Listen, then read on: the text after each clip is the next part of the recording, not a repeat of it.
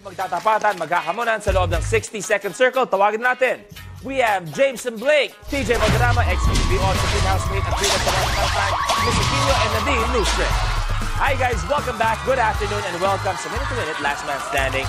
Bagong lahat, ano pa yung gusto niyong marating sa future? PJ, ikaw, ano pa ang gusto mong maabot, brothers? Para ko maging leading man, kahit isang show lang. Hayop. Oo, kasi lagi na lang mga gwapo, para naman kami, mga hindi masyadong alam mo. Dahil may puwang din naman kayo sa industriya. Correct. Yes. At mamaya, susubukan natin, mag-acting tayo kung kaya mo maging isang leading man talaga ng ABS-CBN. Alright. Nadine, ano pang gusto mong ma-achieve? Ako gusto kong makarating ng Egypt. Wow, okay. So I'm guessing dahil sa pyramids? Yeah. Oo. Okay. Missy?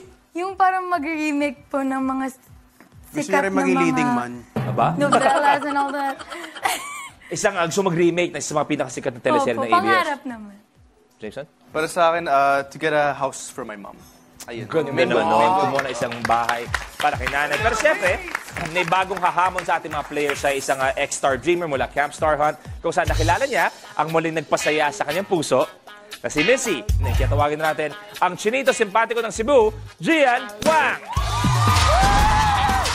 Hi Gian, good afternoon bro. Welcome to Minute to Win It. Okay, ito tanong ko sa'yo, pinag-uusapan natin.